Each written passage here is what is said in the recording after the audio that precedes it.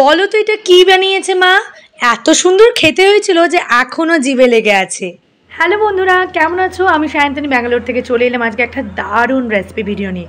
Actually আমার মা আগের দিন বানিয়েছিল মটর দিয়ে পনিরের তরকারি। তো এটা সবাই বানাও আমি জানি, তবে মায়ের হাতে যে স্পেশাল রেসিপিটা চলো তোমাদের সঙ্গে শেয়ার করি। প্রথমেই মা পনিরগুলোকে টুকরো টুকরো করে কেটে নিচ্ছিল। অ্যাকচুয়ালি আমাদের এখানে কিন্তু অনেক রকমের পনির পাওয়া যায়। এটা হচ্ছে ফুল ক্রিমি পনির।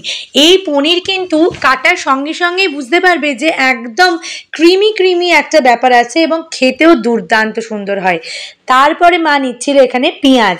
পেঁয়াজ দিয়ে আমি রান্না করতে বলি সবসময়, আসলে মা কিন্তু নিরামিষ রান্না করতে বেশি পছন্দ করে, কিন্তু আমার আবার এখানে থেকে পেঁয়াজ খাওয়াটা প্রচণ্ড বেড়ে গেছে। এরা তো সব কিছুতেই পেঁয়াজ দেয়, নিরামিষ মানে এদের কাছে পেঁয়াজ। তাই জন্য মাকে বললাম তুমি পেঁয়াজটা কোনো মতেই বাদ দিও না, কারণ পেঁয়াজের টেস্টটা যেন আমার ভীষণ ভাল লাগে। তাই মা আদা লঙ্কার সাথে পেঁয়াজটাকেও বেটে নিয়েছে।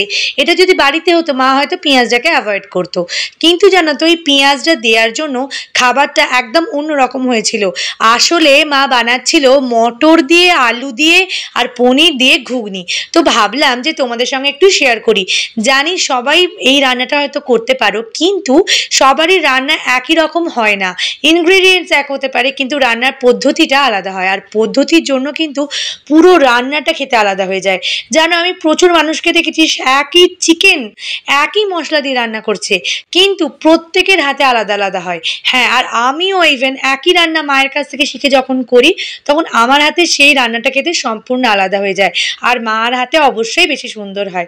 তো মাকে বলেছিলাম যে ভীষণ কম তেলে রান্না করো, একদম পরিমাণ মতো কম তেলে করেছে। মানে আমরা ধরো এই রান্নাটা প্রায় ধরতে গেলে 5-6 জন মিলে খেয়েছি, পাশের বাড়িতেও দিয়েছিলাম। তো সেই অনুযায়ী মা কিন্তু অনেকটাই কম তেল ইউজ করেছে এবং খেতেও ভীষণ সুস্বাদু হচ্ছিল। পনিরগুলোকে মা ভেজে তুলে রেখেছিল, তারপর ওই কড়াইতে ওই তেলের মধ্যে দিয়ে নিয়েছিল জিরে, তেজপাতা, গরম মশলা, ফোড়নগুলো দিয়ে যখন একটা সুন্দর গন্ধ বেরোচ্ছিল, সেই সময় যে বাটনাটা করে রেখেছিল আদা লঙ্কা, মানে কাঁচা লঙ্কা আর পেঁয়াজ দিয়ে সেই বাটনাটা দিয়েছে। এই বাটনার মধ্যে তোমরা শুকনো লঙ্কা চাইলে দিতে পারো। আর মশলার মধ্যে বিশেষ কিছুই মশলা নেই, মা একটু বেশি চিনি দেয় তো দেখতেই পেলে। এছাড়া ছিল নুন, হলুদ আর জিরের গুঁড়ো, ধনের গুঁড়ো।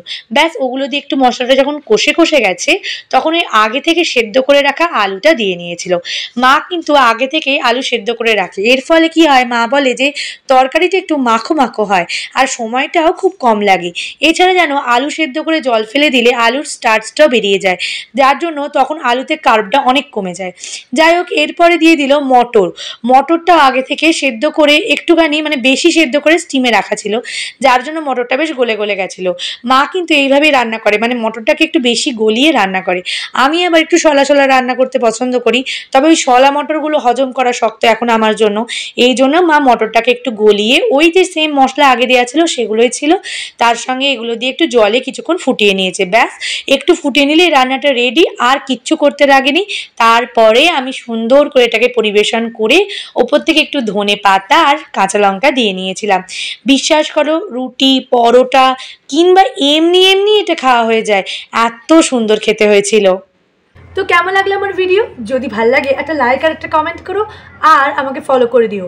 আর আমার ইউটিউবে চ্যানেল আছে ব্যাঙ্গালোর এর রোজ নামচা, আমার প্রোফাইলেই দেওয়া আছে, সেটাতে কিন্তু সাবস্ক্রাইব করে দিও আরও সুন্দর ভিডিও পেতে। টাটা।